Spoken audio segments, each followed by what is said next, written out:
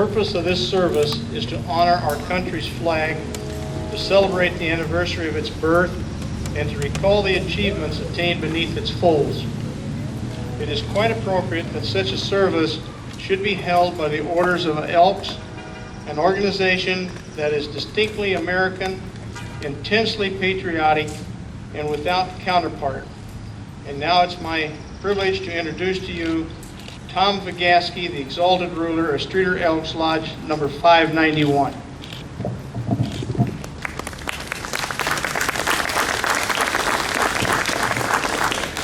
Good afternoon. Heraldry is as old as the human race. Carrying of the banners is a custom among all peoples and all ages. These banners usually contain some concept of life or government of those who have fashioned them. The evolution of the American flag marks the progression of the government and the American people. From the founding of Jamestown in Virginia in 1607 until 1775, the flag of England was the flag of the peoples of America. In 1775, the pine tree flag was adopted for all the colonial vessels, and this was the banner carried by the Continental forces in the Battle of Bunker Hill.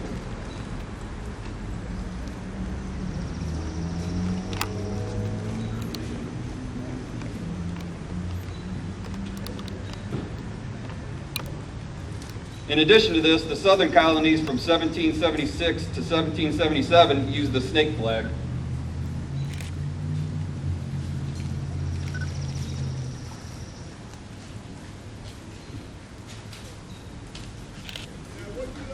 In the latter part of 1775, the Continental Congress appointed a committee to consider the question of a single flag for the 13 colonies. That committee recommended the design of 13 alternated stripes of red and white in an azure field in an upper corner bearing the red cross of St. George, the white cross of St. Andrew.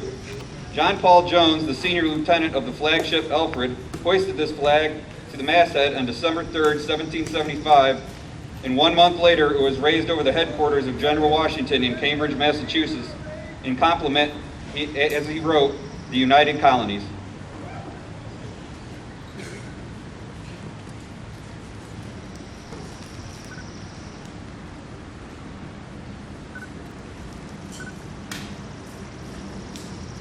This flag, called the Continental Colors and the Grand Union, was never carried in the field of the Continental Land Forces, but it was used by the Navy as an exclusive ensign and was the first American flag to receive the Salute of Honor, a salute of 11 guns from the Fort of Orange in the Dutch West Indies.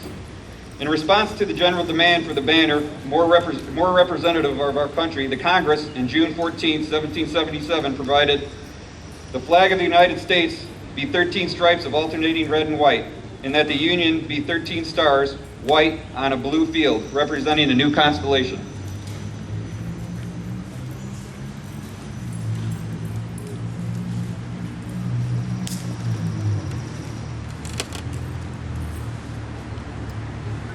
It is generally believed that in May or June of 1776, a committee consisting of George Washington, Robert Morris, George Ross, commissioned Betsy Ross, a Philadelphia Quakeress, to make the flag from a rough design they left with her. It is said that she suggested the stars should have 5 points rather than 6. This starry banner was the first flown at Fort Stanwix, called Fort Schuyler at this time, near the city of Rome, New York, on August 3rd, 1777. It was under fire 3 days later at the Battle of Oriskany, August 6, 1777, during the British and Indian attack. The first official salute of the Stars and Stripes was given on February 14, 1778 by France on a French coast when the Ranger, under the command of John Paul Jones, was saluted by the French fleet. This flag, then carried by the Ranger, was made by the young women of Portsmouth, New Hampshire, from the stripes of their best colored red silk dresses and a white wedding gown of a recent bride. It was said that the same Ranger's flag was flown on Jones's ship, the Bonhomme Richard, in its thrilling fight by the moonlight upon the high seas with the British frigate Ceremonies. When the Ceremonies struck her colors, an immortal flame of John Paul Jones was ensued in the intrepid defender of the youthful republic. The original 13 Stars and Stripes represented the original 13 colonies. In 1795, 2 additional Stars and Stripes were added to represent the admission to the Union of Vermont and Kentucky. Under this banner of 15 Stars and Stripes fought the War of 1812. It was the site of flying over Fort McHenry on September 14, 1814, that inspired Francis Scott Key to write what has become our national anthem, the Star-Spangled Banner. Miss Margaret Young, who cut the stars for that particular banner, was the mother of Henry Sanderson, the Grand Exalted Ruler of the Order of Elks in 1884.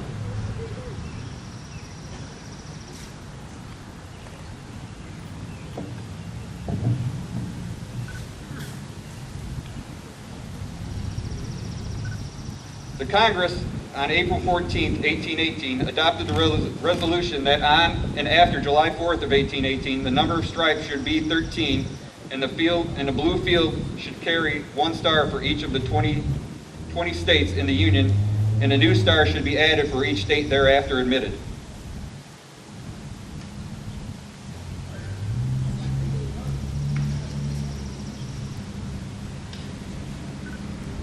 Since 1818, there has been no change in the flag design except that 28 new stars were added before July 4th, 1912. In this flag, 48 stars flew over the nation for 47 years until just before the Vietnam War.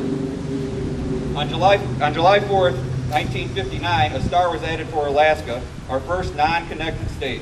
A year later, Hawaii, our island state, added the 50th star. Our present flag, 50 stars and 13 stripes, is accompanied by the POW MIA flag to recognize the plight and demise of a special group of our armed forces, those who were prisoners of war and still remain missing in action.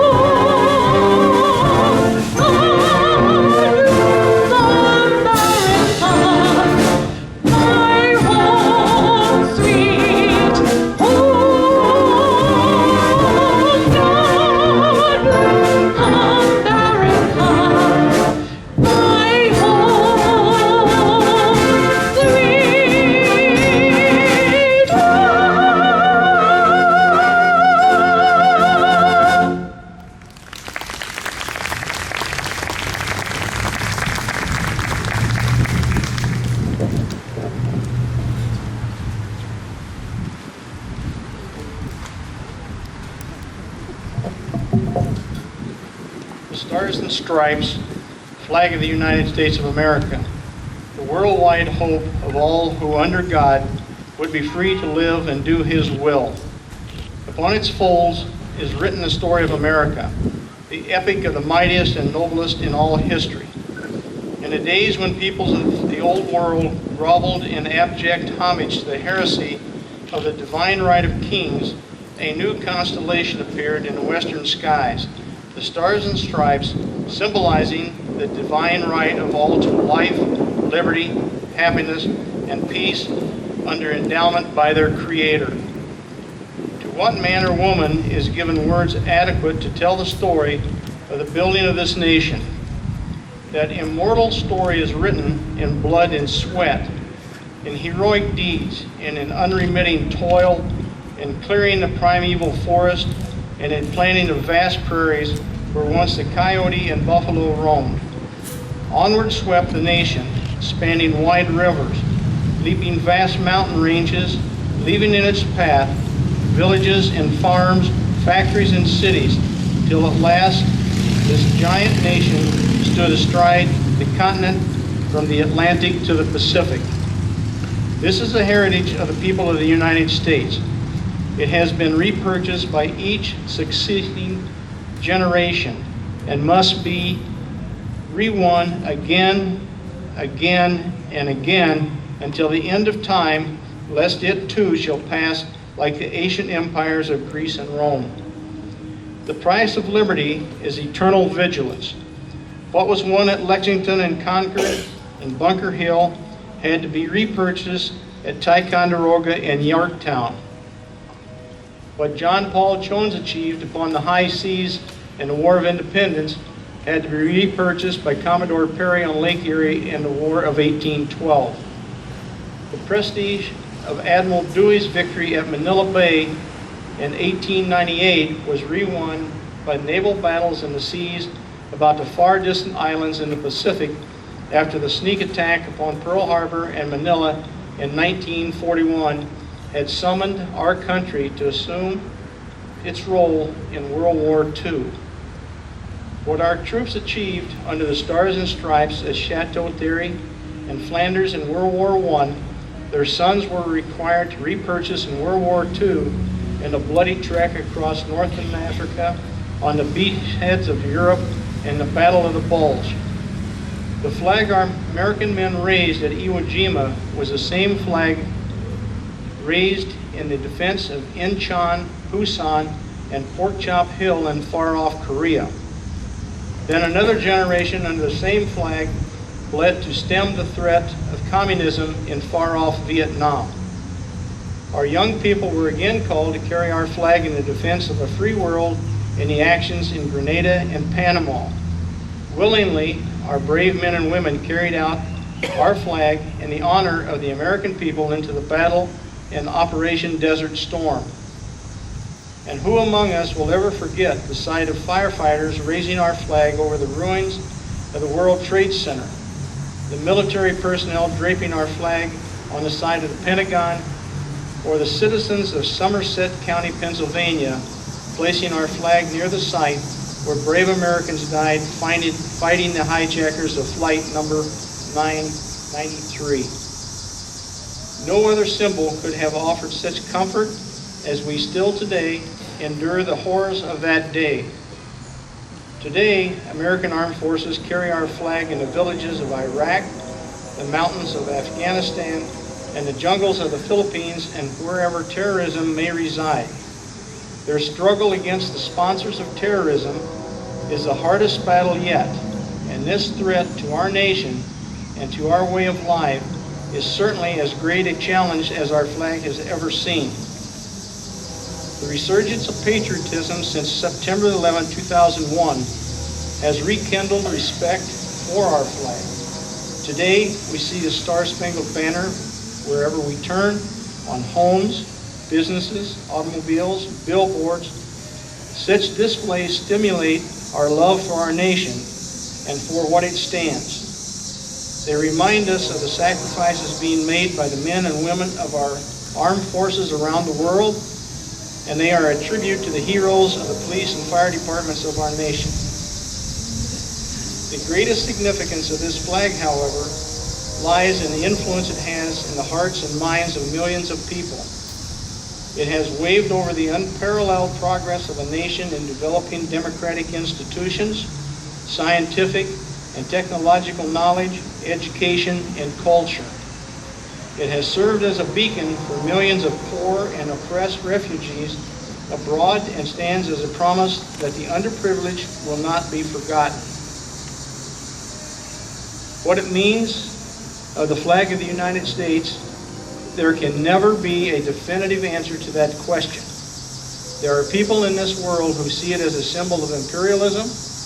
Others see it as a destiny of the people.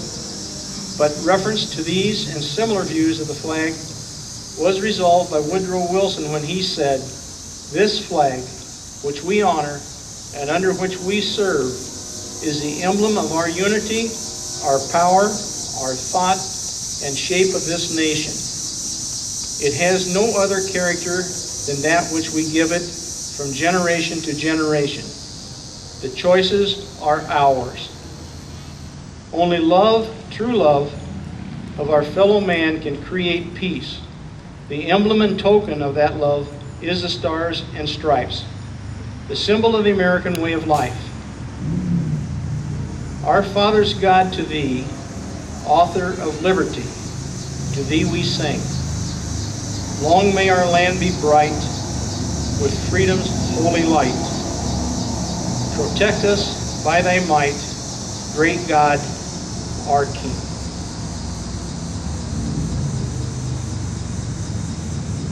The flag is formally honored by the Pledge of Allegiance. This pledge was written in 1898 by Francis Bellamy and published in the Youth's Companion as part of a patriotic campaign of that magazine. The pledge did not become part of the flag code until 1942. In 1954, the phrase "under God" was added. I would ask you all to please stand and pledge ourselves never to forget the principles presented by this flag. I pledge allegiance to the flag of the United States of America and to the republic for which it stands, one nation, under God, indivisible, with liberty and justice for all. I'd ask you to please remain standing. In conclusion of this observation of Flag Day, let us rededicate ourselves to the flag of the United States of America, and may the principles of charity, justice, brotherly love, and fidelity ever increase in each of us. I now declare this service closed and ask you to please be seated and stay in attendance for the concert that's being presented by the Joliet American Legion Band. Thank you.